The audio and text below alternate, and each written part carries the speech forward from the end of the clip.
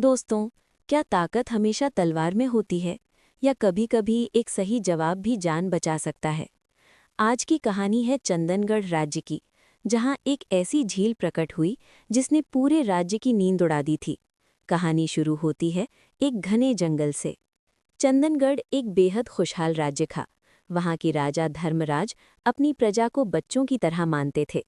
लेकिन एक दिन राज्य की पश्चिमी सीमा पर अचानक रातों रात एक सुंदर नीले पानी की झील प्रकट हो गई। वो झील जितनी सुंदर थी उतनी ही रहस्यमयी। जो भी यात्री प्यास बुझाने वहां जाता वापस नहीं लौटता। धीरे धीरे खबर फैली कि वो झील शापित है। वहां पानी नहीं, मौत मिलती है। राजा धर्मराज ने अपने सबसे ताकतवर सेनापति विक्रांत को भेजा।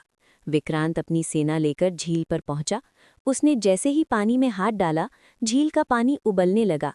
पानी के अंदर से एक विशालकाय जादुई हाथ निकला और देखते ही देखते सेनापति को खींच लिया। बचे हुए सैनिक जान बचाकर भागे। पूरे राज्य में दहशत फैल गई कि अब चंदनगढ़ का अंत निश्चित है। तभी दरबार में एक युवा खड़ा हुआ। उसका नाम था आर्यमन।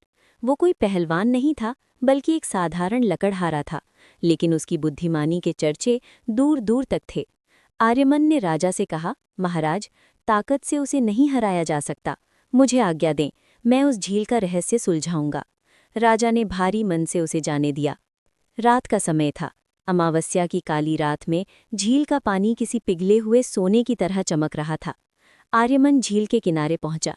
तभी एक जोरदार गड़गड़ाहट हुई। पानी फटा और उसमें से एक विशालकाय भयानक दैत्य मायासुर बाहर निकला। उसकी आंखों में अंगारे दहक रहे थे। मायासुर गर्जा, तुच्छ मानव, तू भी मरने आया है? आर्यमन डरा नहीं। उसने शांत स्वर में कहा, मैं मरने नहीं, तुम्हें मुक्त करने आया हूं। राक्षस हंसा, मुक्त? मुझे श्राप मिला है। मैं तब तक यहाँ रहूंगा जब तक कोई मेरे 3 सवालों का सही जवाब नहीं दे देता। अगर तूने गलत जवाब दिया तो तू भी उन पत्थरों की तरह मूर्ति बन जाएगा।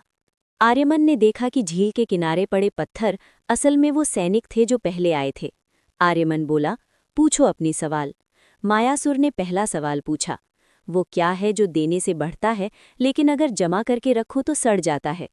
आर्यमन ने मुस्कुराकर कहा, ज्ञान। राक्षस का गुस्सा थोड़ा कम हुआ। उसने दूसरा सवाल दागा, वो क्या है जो तुम्हारे पास है लेकिन उसका इस्तेमाल तुमसे ज्यादा दूसरे लोग करते हैं? आर्यमन ने तुरंत कहा, मेरा नाम। अब राक्षस तिलमिला गया। उसने अपना आखिरी और सबसे मुश्किल सवाल पूछा, वो कौन सी चीज है जो सूखी घास को भी जला सकती है, लोहे को पिघला सकती है, लेकिन खुद पानी में डूबकर मर जाती है? आर्यमन ने एक पल सोचा और झील के पानी की तरफ इशारा करके बोला, आग। जवाब सुनते ही मायासुर जोर से चिल्लाया, लेकिन ये चिल्लाना गुस्से का नहीं, मुक्ति का था। देखते ही देखते उसका भयानक रूप बदल गया और वो एक दिव्य पुरुष बन गया। उसने कहा, धन्यवाद आर्यमन, मुझे मेरे अहंकार ने राक्षस बना दिया था। आज तुम्हारी बुद्धिमानी ने मुझे मुक्त कर दिया। जैसे ही मायासुर गायब हुआ, झील का पानी सामान्य हो गया और किनारे पड़े पत्थर वापस सैनिक बन गए।